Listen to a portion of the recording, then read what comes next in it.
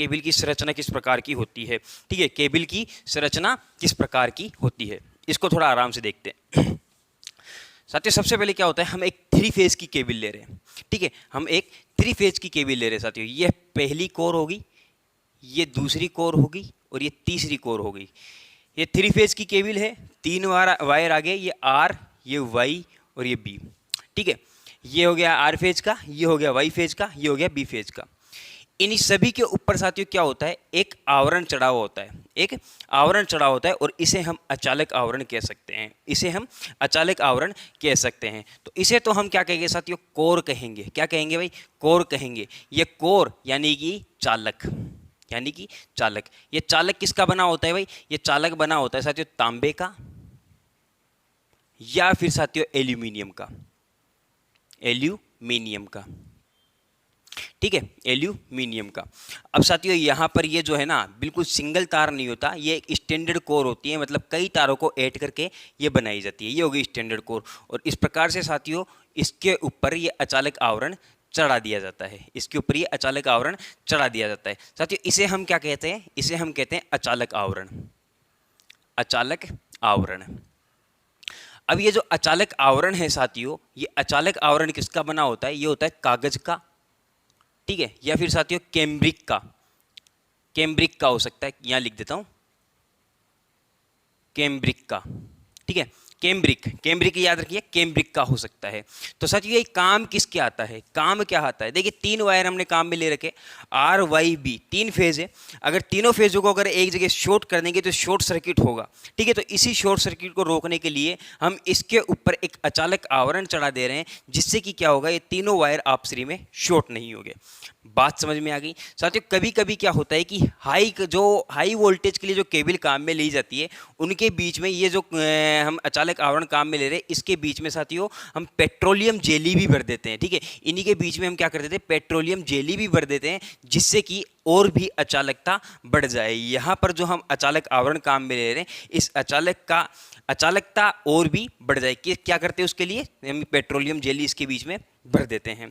अब इसके बाद बात आती है साथियों धात्विक कवच की। साथियों इन सभी को एक जगह जकड़ने के लिए, ठीक है, ये तो अलग अलग हो गए, अब इन सभी को भी एक जगह जकड़ना है। तो इन सभी को एक जगह जकड़ने के लिए फिर से हम क्या करते हैं साथियों, एक कागज का क्या कर देते हैं, कागज का, और इसके ऊपर एक परत चढ़ा देते हैं इन सभी को। मतलब यही चीज है। ठीक है, ये जो अचालक आवरण जिस धातु का बनाया जा रहा है, कागज का या फिर कैम्ब्रिक का, बस फर्क इतना है, ये एक थोड़ा मोटे कागज का होता है, मोटे कागज का, मोटे कागज का। और ये साथियों बना किसका होता है, मोटे कागज का बना होता है, मोटे कागज का,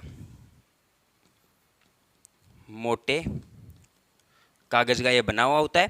और साथियों इसी के साथ यहां पर ये जो इसको नाम दिया गया है, इसको नाम दे दिया गया साथियों धात्विक कवच। ये क्या है साथियों, धात्विक कवच है, धात्विक कवच, ये धात्विक कवच कहलाता है साथियों। ठीक है, अब इसी के ऊपर, इस धात्विक कवच के ऊपर ही एक परत और चढ़ाएगी। देखिए 3 चीज हो गई, कोर हो गई, ये जो केबल है आपकी 6 चीजों से मिलकर बनी हुई है, एक तो कोर, ठीक है, उसके बाद क्या आ जाती है साथियों, उसके बाद अचालक आवरण,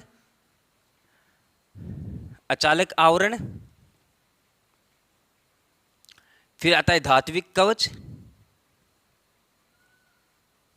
ठीक है, फिर आता है धात्विक कवच। और साथियों धात्विक कवच के ऊपर ही क्या होता है साथियों, एक लेड की परत चढ़ाई जाती है, लेड की परत इसी के ऊपर चढ़ा दी जाती है, लेड की या फिर लेड अलोह की, बस इसी के ऊपर, वो धात्विक कवच के अंदर ही आ जाती है। ऐसा नहीं कहेंगे कि लेड की परत अलग है और फिर धात्विक कवच अलग है, दोनों अलग अलग चीज नहीं है। ये पहले कागज की परत चढ़ाई जाती है और इसी कागज की परत के ऊपर एक लेड की परत और चढ़ाई जाती है साथियों, लेड अथवा लेड अलोह की। तो साथियों ये क्या हो जाते हैं हमारे पास, ये हो जाता है हमारे पास धात्विक कवच। इसके अंदर और क्या आ जाता है साथियों, मोटा कागज आ जाता है, और इस मोटे कागज के ऊपर क्या चढ़ाया जाता है, लेड या फिर साथियों लेड अलोह है। ठीक है, लेड अलोह की क्या कर दी जाती है, एक परत और चढ़ा दी जाती है। और ये पूरा जो फॉर्मेट आता है, ये फॉर्मेट आता है साथियों धात्विक कवच के अंतर्गत। ठीक है, ऐसा नहीं है कि लेड अलग आएगा, नहीं, लेड उस पर चढ़ाई जाती है, मोटे कागज के, मोटे कागज के ऊपर लेड चढ़ा दी जाती है, जिससे कि निर्माण हुआ धात्विक कवच का। अब ये धात्विक कवच क्या काम करता है साथियों, यहाँ पर ये जो अचालक आवरण हमने चढ़ाया है, इसकी रक्षा करता है। और अंदर ये लेड क्या करती है साथियों, लेड की परत क्या करती है, इसके अंदर यहाँ पर केबल के अंदर साथियों नमी को जाने से रोकती है। क्या करती है भाई? नमी को जाने से रोकती है, नमी को जाने से रोकती है। बात समझ में आ गई होगी। अब साथियों इसी के ऊपर एक परत और चढ़ाएगी, बेडिंग।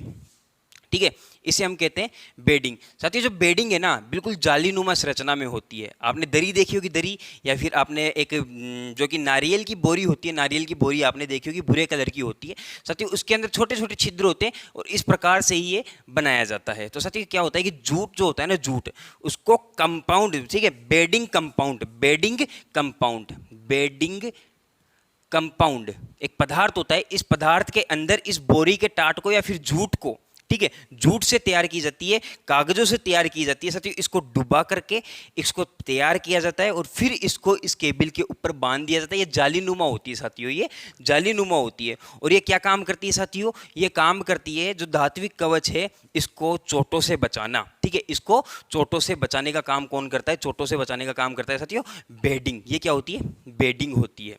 ठीक है साथियों, बेडिंग आ गई। अब इसके बाद साथियों बात आती है आर्मरिंग की, आर्मरिंग। ठीक है, अब इसके बाद बात आती है आर्मरिंग। आर्मरिंग किसके ऊपर की जाती है? आर्मरिंग की जाती है बेडिंग पर। किस पर की जाती है? बेडिंग पर की जाती है साथियों। आर्मरिंग जो होती है ना, आर्मरिंग कोई जाली नहीं होती। ठीक है, आर्मरिंग जो होती है तार होते हैं। आपने देखा होगा केबल को खोलते हैं तो तार ही तार निकल आते हैं। ठीक है, स्टील के तार निकल आते हैं। तो साथियों स्टील के तार यहाँ पर लगा दिए जाते हैं चारों तरफ, इसके चारों तरफ स्टील के तार पाए जाते हैं। ये स्टील के तार क्या करते हैं साथियों? आर्मरिंग का क्या काम है? ये हमारे पास आर्मरिंग हो गई। ठीक है, इस आर्मरिंग का क्या काम है साथियों? आर्मरिंग का काम है जो भी इसके ऊपर चोट लग रही है, केबल को चोट से बचाना, केबल को चोटों से बचाना। किसका काम है भाई? आर्मरिंग का काम है साथियों। ठीक है, किसका काम है? आर्मरिंग का काम है। बात समझ में आ गई? आर्मरिंग। अब साथियों यहां पर अगर इन तारों को अगर नहीं बांधे ना तो ये तो बिखर जाएंगे, तार बिखर जाएंगे। तो इन तारों को एक जगह बांधा जाता है, इन तारों को साथियों एक जगह बांध दिया जाता है। इसके ऊपर भी एक चीज और लगा दी जाती है जिसे हम सर्विंग कहते हैं। ठीक है, सर्विंग कहते हैं साथियों। किसे कहते हैं? सर्विंग कहते हैं साथियों। सर्विंग जो है ना एक फाइबर युक्त पदार्थ होता है जो कि दिखने में पीवीसी के भांति होता है।